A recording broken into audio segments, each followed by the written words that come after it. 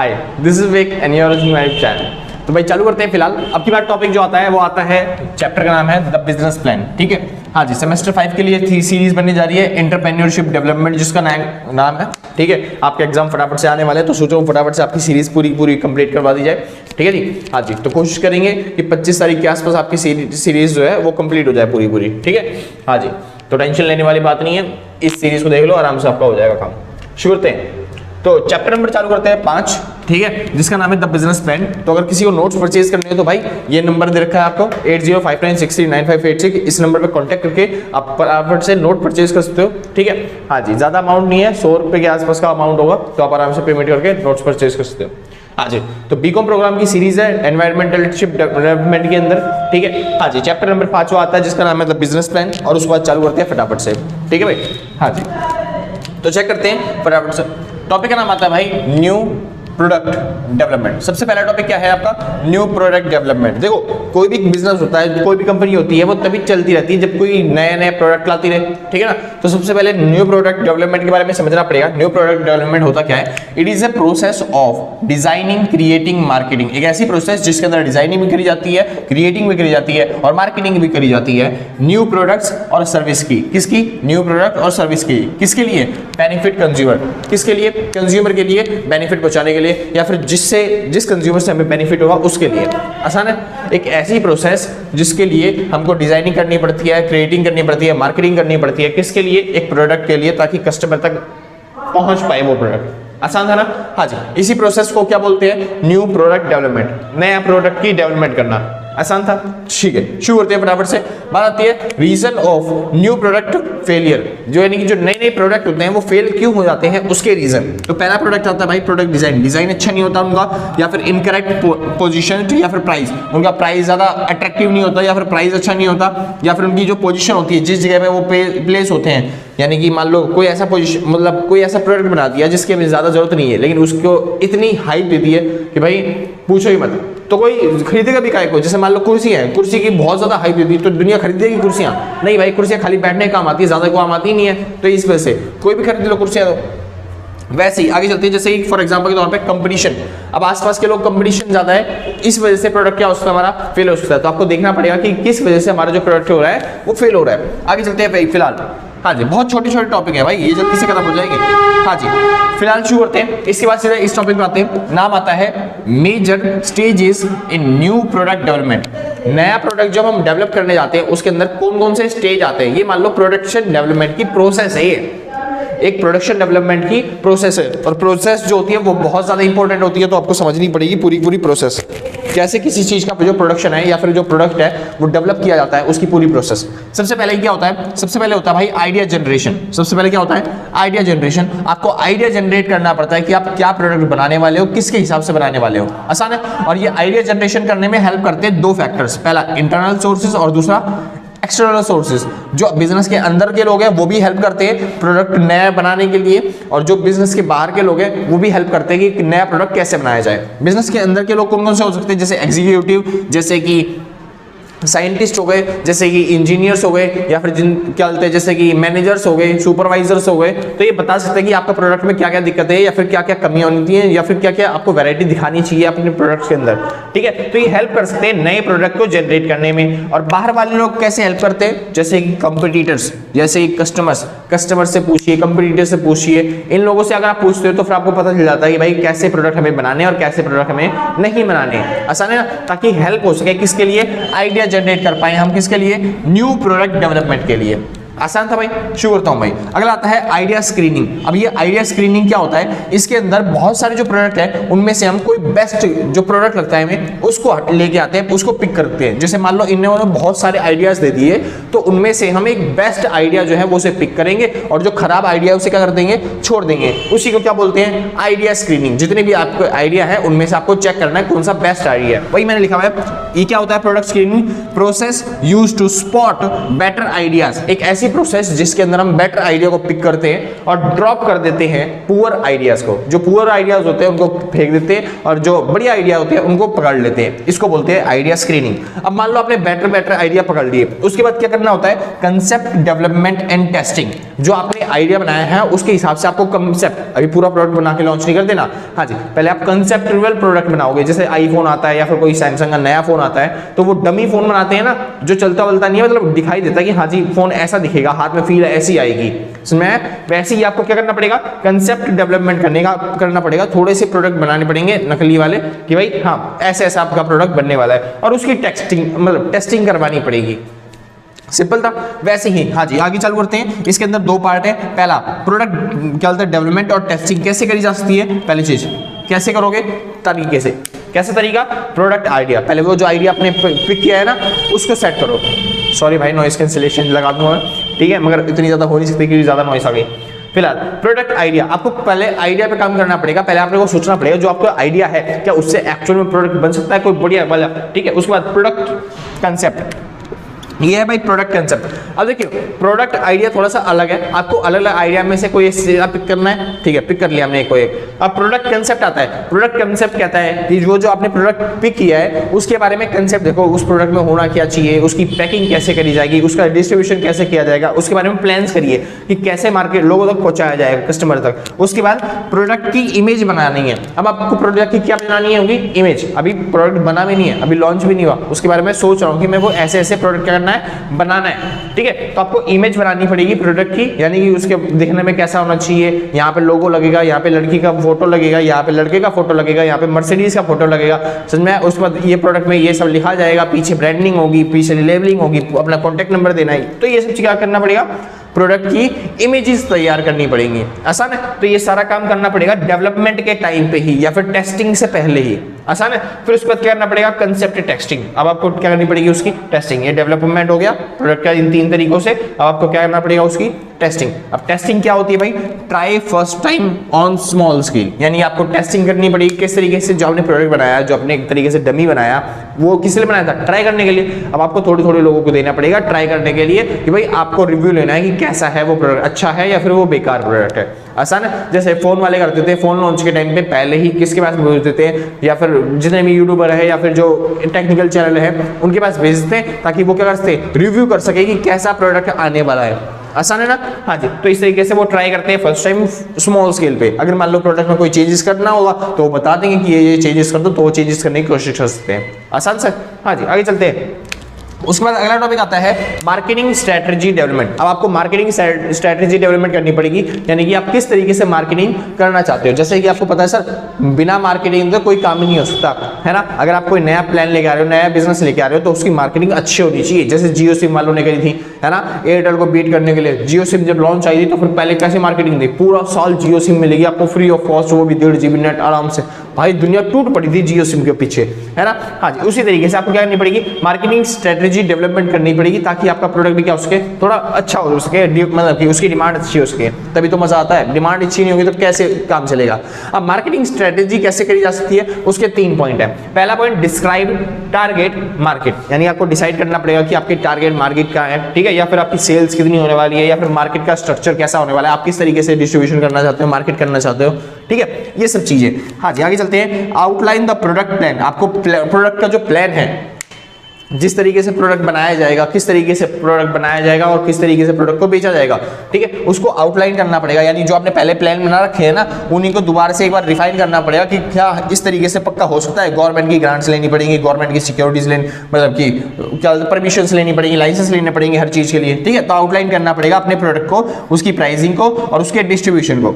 आगे चलते हैं। Long term goal, profit and sales. अब आपको लॉन्ग टर्म गोल सेट करना पड़ेगा कि इस प्रोडक्ट को लेके कितना लॉन्ग टर्म गोल है हमारा, यानी कब तक हम इस प्रोडक्ट को बेचना चाहते हैं, कब तक के लिए ये प्रोडक्ट जो होगा वो वैलिड रहेगा। जैसे पार्ले जी वाली कंपनी आई थी, उन्होंने पार्ले जी बिस्किट बनाया, उनका लॉन्ग टर्म गोल देखो, चलता ही जा रहा है, चलता ही जा रहा है, चलता जा रहा है, दुनिया खरीदती जा रही है, बिस्किट बिकता जा रहा है ना। हाँ जी। इस तरीके से आपको लॉन्ग टर्म गोल क्या करना पड़ेगा, अपना भी सेट करना पड़ेगा। आगे चलते हैं। अगला पॉइंट आता है लास्ट, मतलब कि लास्ट के 2-3 पॉइंट रहेगा बस, बिजनेस एनालिसिस। अब आपको बिजनेस एनालाइज करना पड़ेगा।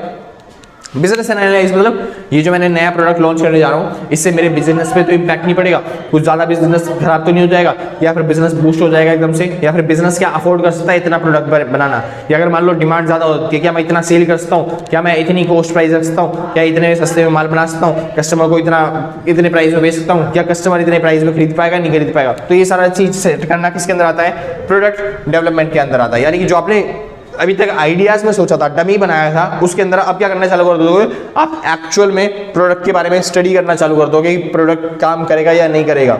हाँ जी, शुरू करते हैं। उसके बाद आता है लास्ट, मतलब कि कहाँ गया ये रहा 7वां पॉइंट। 7वां पॉइंट कहता है क्या, बिजनेस एनालिसिस होगा। अच्छा ये होगा प्रोडक्ट डेवलपमेंट। प्रोडक्ट डेवलपमेंट क्या होता है, अब आप क्या करोगे भाई, सीधा सॉरी भाई, हाँ जी शुरू करते हैं। फिलहाल तो प्रोडक्ट डेवलपमेंट क्या होता है भाई, प्रोडक्ट डेवलपमेंट के अंदर ना आप ना लार्ज स्केल इन्वेस्टर ढूंढोगे ताकि वो क्या कर सके, आपके बिजनेस में इन्वेस्ट कर सके, आपके प्रोडक्ट में इन्वेस्ट कर सके, ताकि वो भी प्रॉफिट पाए। क्योंकि आपके पास कई बार होता है कि कई बार इतना पैसा नहीं होता कि आप इन्वेस्ट कर पाओ खुद, ठीक है। हाँ जी, अगली बार टेस्ट मार्केटिंग। अब आपको क्या करना पड़ेगा, टेस्ट मार्केटिंग करवानी पड़ेगी, क्योंकि प्रोडक्ट बनने चालू हो गए। प्रोडक्ट बनने के साथ साथ आपको क्या करवानी पड़ेगी, मार्केटिंग, सेलिंग आपको देखनी पड़ेगी, टीवी पे आना चाहिए बढ़िया तरीके से, जो हमारी कस्टमर है उन तक पहुंचना चाहिए वो चीजें, ठीक है जी। हाँ जी, जैसे मैं आपने नोट्स बेच रहा होता हूँ तो फिर मैं भी मार्केटिंग करवाता हूँ। जैसे हमारी जो वेबसाइट है उस पर पड़ा होता है नोट्स के लिंक कि आप नोट्स परचेज कर सकते हो, या फिर आप यहाँ पे उस पर देख लेते हो कि फोन नंबर है। और मैं भाई बार बोलता हूँ, स्टार्टिंग के टाइम पे भी बोलता हूँ, एंडिंग के टाइम पे भी बोल देता हूँ कि भाई नोट्स परचेज करने तो परचेज कर सकते हो इस नंबर पर कॉन्टेक्ट करके।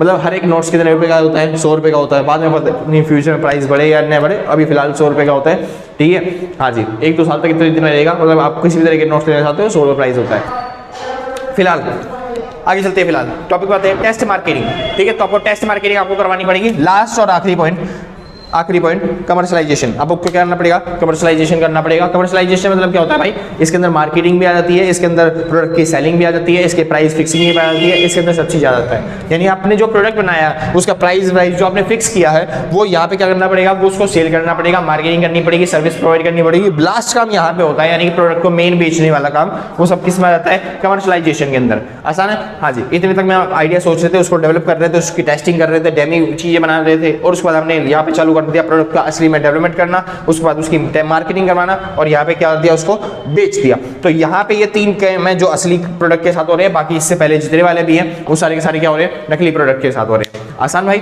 कोई दिक्कत नहीं ना। ये थी प्रोडक्ट की पूरी, मतलब जो कोई नया प्रोडक्ट आता है उसके लिए फेलियर्स क्या होती हैं, या फिर उसको किस तरीके से हम क्या कर सकते हैं, सक्सेस पहुंचा सकते हैं, सक्सेस बना सकते हैं। तो इस तरीके से क्या करता है पूरा प्रोडक्शन, यानी जो बिजनेस प्लान है वो काम करता है किसी भी प्रोडक्ट को लॉन्च करने के लिए, ठीक है भाई। हाँ जी, तो यहाँ पे खत्म होता है का टॉपिक। आगे चालू करते हैं अगले वीडियो पे, ठीक है।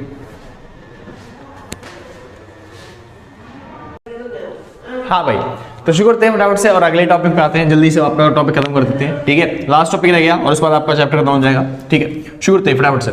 तो अगर किसी को नोट्स परचेज करना तो इस नंबर पर कॉन्टैक्ट में लेना, ये जरूरी है मेरे लिए, ठीक है। बाकी तुम्हारे लिए ये जरूरी है। शुरू करते हैं। हाँ जी, अगला टॉपिक आता है भाई सोर्सेज ऑफ न्यू आइडियाज। अब देखिए, बिजनेस करने के लिए हमने प्रोडक्ट बनाना चालू कर दिया, बिजनेस प्लान वाला चैप्टर है क्योंकि।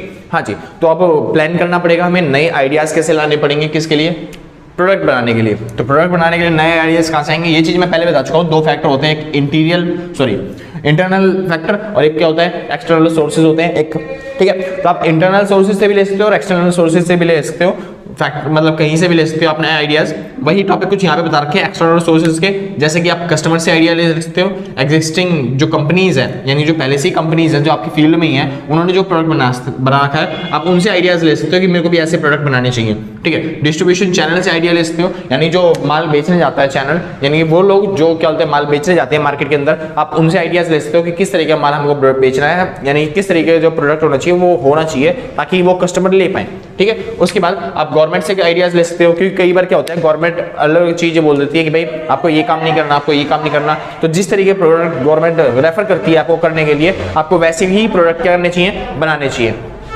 ठीक है। अगला चल भाई रिसर्च एंड डेवलपमेंट। आपने एक कमेटी बिठा सकते हो कि या आप एक ब्रांच बना सकते हो जो कि क्या करेगी, खाली रिसर्च और डेवलपमेंट करेगी। तो आप वो खोजेगी कि क्या बोलते हैं, कैसे प्रोडक्ट चाहिए मार्केट में, किस टाइम पे लोगों को कैसे कैसे प्रोडक्ट चाहिए, किस तरीके की प्राइसिंग होनी चाहिए, किस तरीके की सेलिंग होनी चाहिए। तो मतलब रिसर्च का सारा काम कौन करेगा, रिसर्च और डेवलपमेंट। तो प्लान बनाने की जरूरत नहीं आप होगी, आपको प्रोडक्ट के लिए आप आइडिया इसी से ले सकते हो, रिसर्च और डेवलपमेंट से।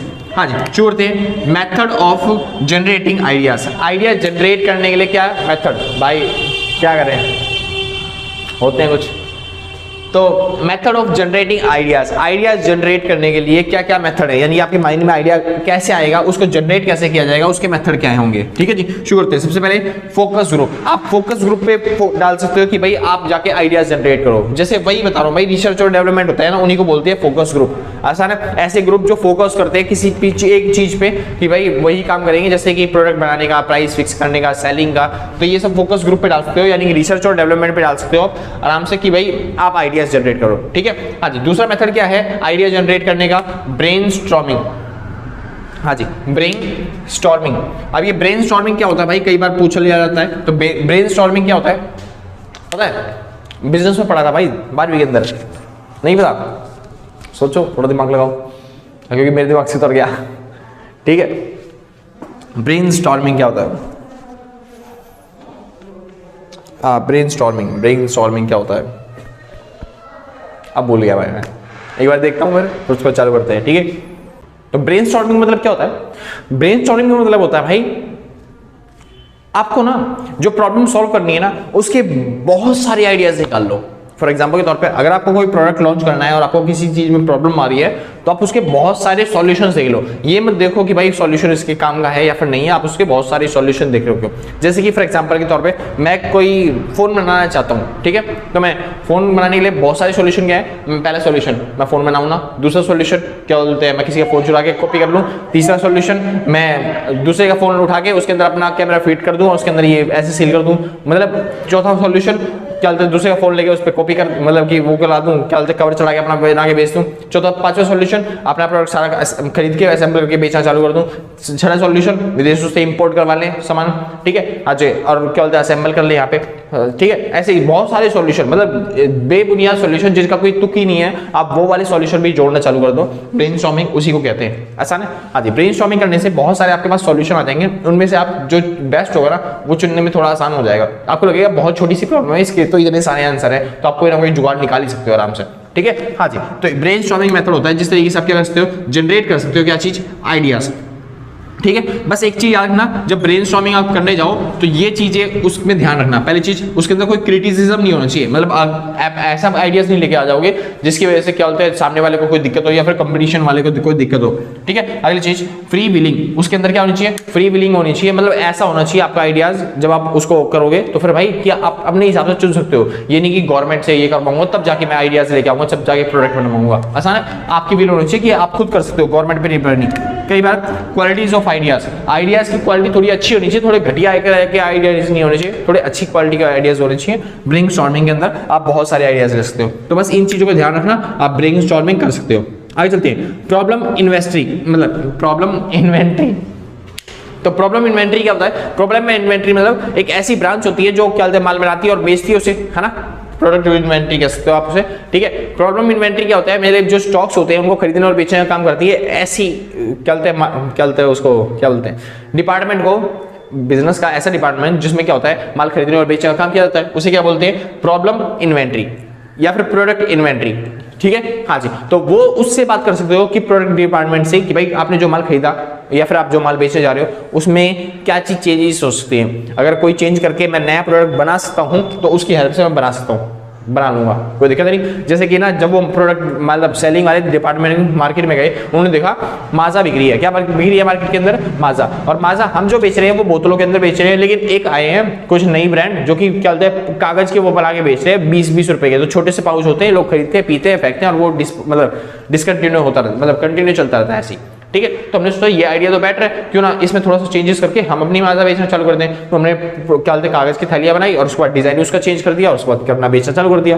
तो इस तरीके से आप आइडियाज ले सकते हो इनसे, किससे, प्रॉब्लम इन्वेंट्री वालों से। अगला कंसेप्ट स्टेज। कंसेप्ट स्टेज क्या होता है भाई, यहाँ पे आपको थोड़े से कंसेप्ट क्लियर करने पड़ेंगे, यानी कि जो आपने पहले से ही प्रोडक्ट बना रखे हैं ना उसके अंदर क्या क्या ऐसी दिक्कतें आ रही हैं जो आप जिनकी वजह से वो प्रोडक्ट बेच नहीं पा रहे हैं। ठीक है, तो उनकी दिक्कतें उठाओ, उनकी दिक्कतों को शॉर्ट आउट करो और उसके बाद नए प्रोडक्ट के तौर पे ही उसी के प्रोडक्ट को क्या कर दो, लॉन्च कर दो।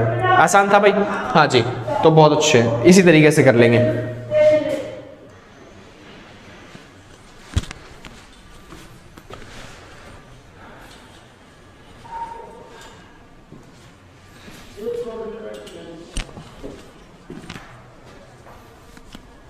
हाँ भाई ठीक है, तो मेरे हिसाब से भाई आपका टॉपिक खत्म हो चुका हुआ है वाला, ठीक है। शुरू करते हैं। अगला आता है आइडिया जनरेशन टेक्निक, ऐसी टेक्निक जिससे आप क्या कर सकते हो, आइडिया जनरेट कर सकते हो, वो वाली टेक्निकों के बारे में बात करेंगे। तो पहली चीज आती है, पहली टेक्निक, पहला तरीका आता है रोल प्लेइंग। जैसे कि कोई मार्केट में कोई प्रोडक्ट है जो बिक रहा है अच्छे तरीके से, आपको ही वैसा प्रोडक्ट बना देना है, यानी कि वो प्रोडक्ट जो हमारा प्रोडक्ट होगा वो उस प्रोडक्ट की जगह क्या कर सकता है, उसका रोल प्ले कर सकता है। तो आप अपना प्रोडक्ट उस प्रोडक्ट के साथ क्या कर सकते हो, लॉन्च कर सकते हो, ताकि उसके साथ हमारा प्रोडक्ट भी बिक सके, ठीक है। इसको बोलते हैं रोल प्लेइंग, यानी उसका रोल हमारा प्रोडक्ट जो है वो उसका रोल प्ले करेगा, ठीक है, उसकी तरह बिकेगा।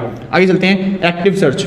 एक्टिव सर्च, आप कोई सा आइडिया जनरेट कर सकते हो, दूसरा आइडिया क्या है, एक्टिव सर्च। आपको लगातार सर्च करनी पड़ेगी कि हमारा प्रोडक्ट किस जगह पे बिक रहा है, किस जगह पे डिमांड हो रही है, किस जगह पे बेचना चाहिए हमें, ठीक है। तो सर्च करके आप आराम से पता कर सकते हो कि आपको क्या लगता है, किस तरीके का प्रोडक्ट बनाना है और किस तरीके से प्रोडक्ट बेच सकते हो। अगला ब्रेनस्टॉर्मिंग, जिसके बारे में मैं पहले बता चुका हूँ। ब्रेनस्टॉर्मिंग मतलब क्या होता है, आपको एक ही बारे में बल्क में बहुत सारे आइडियाज ले आने हैं कि भाई किस तरीके से माल बिक सकता है, किस तरीके से आप प्रोडक्ट डिसाइड कर सकते हो, ठीक है। आगे चलते हैं, कोलैबोरेशन। अपना माल बेचने के लिए आप क्या कर सकते हो, दूसरों से कोलैबोरेशन। ये तो आपको पता ही होगा, यूट्यूब पर भी कर लेते हैं आजकल बहुत सारी, ठीक है।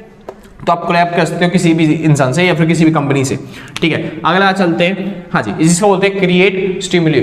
क्रिएट स्टिमुली क्या होते हैं, आपको अलग एक पहचान बनानी पड़ेगी, आपको ना इमेज बनानी पड़ेगी उस प्रोडक्ट के बारे में पहले तो। जैसे कि कोका कोला की इमेज बनी हुई है ना, जैसे ही वो क्या बीच में ट्रेंडिंग में चला था कि क्या कहते हैं उसने, क्या नाम है, रोनाल्डो सर ने वो कोका कोला की बोतल उठा के एक जगह से दूसरी जगह कर दी, और जैसे ही उसको बोतल को साइड किया, उसके शेयर के प्राइस क्या हुए, बहुत ज़्यादा तेजी से गिर गए।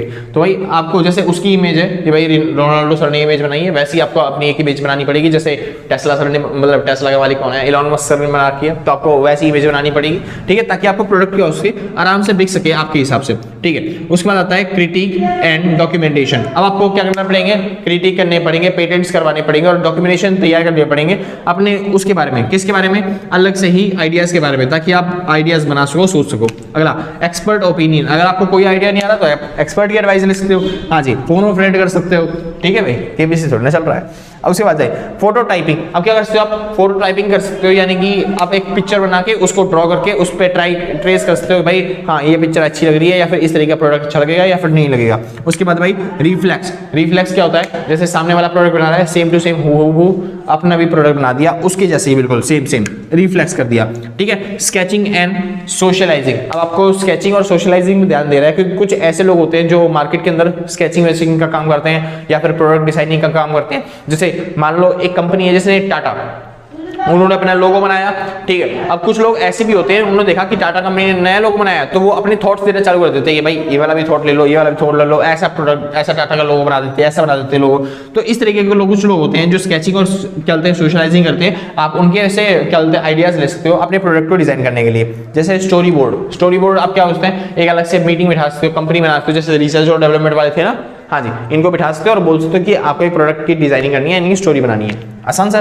तो ये तरीके हैं जिस तरीके से आप क्या कर सकते हो, सारे के सारे आइडियाज बना सकते हो, आइडियाज जनरेट कर सकते हो किसी भी तरीके से प्रोडक्ट के बारे में। आगे चलते हैं और last topic, selection of product. किस तरीके से प्रोडक्ट का क्या किया जाए, सिलेक्शन किया जाए। तो इतने सारे तरीके हैं जिन तरीके से आप प्रोडक्ट का सिलेक्ट कर सकते हो, प्रोडक्ट को सिलेक्ट करने के लिए तरीके 4। लेकिन एक चीज याद रखना, कभी भी आपको इंपोर्ट नहीं करना रिस्ट्रिक्टेड प्रोडक्ट और बैन प्रोडक्ट। जो चीजें बैन है इंडिया के अंदर या फिर देश के अंदर, वो प्रोडक्ट आपको नहीं बनाने, ठीक है। उसके बाद करते हैं सिलेक्शन ऑफ प्रोडक्ट। अब आपको उन प्रोडक्ट का सिलेक्ट करना है जो क्या बोलते हैं बैन नहीं है, उनके अलावा जो आपको लगता है बेटर क्वालिटी के प्रोडक्ट है, उनको आपको क्या करना पड़ेगा, सिलेक्ट करना पड़ेगा। फिर उसके बाद गवर्नमेंट पॉलिसीज। अब देखना पड़ेगा कि आपके जो प्रोडक्ट बनाए हैं, एक तो बैन तो नहीं होनी चाहिए, और दूसरी चीज गवर्नमेंट की जो पॉलिसी है उनको वॉइड नहीं करनी चाहिए, उनको वो नहीं करना चाहिए, हटाने नहीं चाहिए, ठीक है। और उसके बाद सेक्टर डिफाइनिंग। अब आपको सेक्टर डिफाइन करना पड़ेगा, जो आपने प्रोडक्ट बनाया है वो किस सेक्टर के लिए, छोटे बच्चों के लिए, बुड्ढों के लिए, एवरेज के लिए, या फिर लेडीज के लिए, मेंस के लिए, या फिर किसी भी तरीके के गरीब लोगों के लिए या फिर अमीर लोगों के लिए, वो डिफाइन करना पड़ेगा आपको सेक्टर डिफाइनिंग के अंदर। तो इस तरीके से आप क्या करते हो, अपना प्रोडक्ट सिलेक्ट करते हो कि आप किसके लिए बना रहे हो, क्यों बना रहे हो, कोई गवर्नमेंट की पॉलिसी को अवॉइड तो नहीं कर रहा, इस तरीके से, ठीक है। लास्ट टॉपिक आता है भाई प्रोडक्ट लाइफ साइकिल। अब ये प्रोडक्ट लाइफ साइकिल क्या है, ठीक है। इसके अंदर भाई आपकी 5 स्टेज होती हैं। पहली, बड़ा ही बना देता हूँ थोड़ा डायग्राम, शायद से दिख ना रहा हो, ठीक है, हाँ जी। तो ध्यान से समझना भाई, प्रोडक्ट लाइफ साइकिल।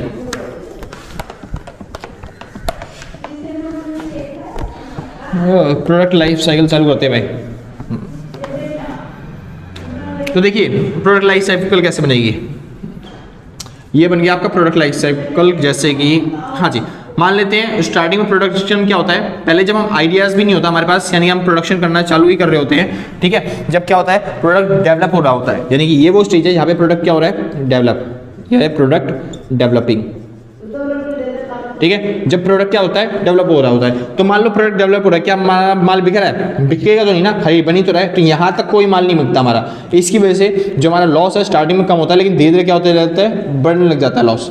आसान है, ये मैं बना रहा हूँ लॉस का डायग्राम, और ऊपर बनाऊंगा, मतलब कि ऊपर बनेगा टोटल सेल और नीचे बनेगा लॉस का, ठीक है। चालू करते हैं। उसके बाद स्टेज कौन सी आती है भाई, उसके बाद आती है स्टेज इंट्रोडक्शन की, इंट्रोडक्शन, यानी जब हम करते हैं मार्केट में उस प्रोडक्ट को लॉन्च, तो जब लॉन्च करना चालू कर देते हैं तो प्रोडक्शन क्या होने लग जाता है, हमारा बढ़ने लग जाता है, ठीक है। और उसके बाद भी जो हमारा प्रॉफिट होता है, मतलब जो हमारा लॉस हो रहा होता है, वो धीरे धीरे क्या होने लग जाता है, कम होने लग जाता है, ठीक है भाई। हाँ जी, जब हम प्रोडक्ट इंट्रोड्यूस करते हैं तो धीरे धीरे माल हमारा क्या होता है, सेल बढ़ने लग जाती है, और धीरे धीरे लॉस भी हमारा क्या होने लग जाता है, कम होने लग जाता है, यानी प्रॉफिट में आने लग जाता है। उसके बाद आता है भाई ग्रोथ। उसके बाद क्या आती है, ऐसा टाइम जब हमारी क्या होने लग जाती है, ग्रोथ होने लग जाती है, काफी तेजी से हमारा प्रोडक्शन बढ़ रहा होता है। आसान है, हाँ जी, उस टाइम पे हमारा प्रॉफिट भी क्या हो रहा होता है, काफी तेजी से बढ़ रहा होता है। तो ये एरिया कौन सा होता है, ग्रोथ का, जब प्रोडक्शन भी काफी तेजी से बढ़ रहा है और हमारी ग्रोथ भी क्या हो रही है, काफी तेजी से हो रही है, ठीक है। हाँ जी, और उसके बाद आती है मैच्योरिटी। मैच्योरिटी कब हो जाती है, जब हमारा वो प्रोडक्ट जो होता है मैक्सिमम पॉइंट पे हो जाता है, यानी हमारा प्रॉफिट क्या है, मैक्सिमम। ये पॉइंट कौन सा है, मैक्सिमम,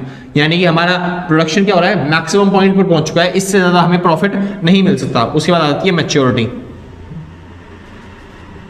ठीक है। और मैच्योरिटी के बाद प्रोडक्शन हमारा क्या होने लग जाता है, कम होने लग जाता है धीरे धीरे, यानी कि प्रॉफिट भी क्या होने लग जाता है, धीरे धीरे कम होने लग जाता है। उसके बाद आता है भाई डिक्लाइन। उसके बाद क्या आता है, डिक्लाइन। ओ, थोड़ा सा अटपटा सा बना दिया भाई, डिक्लाइन यहां से नहीं होता, ठीक है। तो ये टॉप था मैक्सिमम, और यहां से हो जाता है डिक्लाइन, ठीक है। डिक्लाइन क्या, प्रोडक्शन हमारा बढ़ रहा था, ये मैक्स पे था, क्योंकि यहाँ पे प्रॉफिट मैक्सिमम है, ठीक है। प्रॉफिट हमारा गिरने लग गया और प्रोडक्शन भी क्या हो गया, अब गिरने लग गया। जब प्रोडक्शन हमारा गिरने लग जाता है तो उसे क्या बोलते हैं भाई, डिक्लाइन। ये एरिया कौन सा हो गया, डिक्लाइन वाला, यानी कि हमारा प्रोडक्शन गिर रहा है हमारा, और यहाँ पे हमारा प्रॉफिट भी क्या हो गया, गिरने लग गया। आसान है, कोई दिक्कत नहीं ना। स्टार्टिंग में धीरे धीरे बनता है, तो आप जीरो मत बनाना, ज्यादा बेटर रहेगा आपके लिए कि आप जीरो ना बनाओ, ठीक है। तो यहाँ पे मैं दिखा रहा हूँ टाइम, कि ये टाइम पीरियड को शो कर रहा है, स्टार्टिंग का टाइम, मिड टर्म टाइम, और उसके बाद बिल्कुल मिड टर्म यानी कि मैच्योरिटी वाला टाइम, और उसके बाद डिक्लाइन वाला टाइम, ठीक है। और ये यहाँ पे दिखा रहे हैं हम टोटल सेल,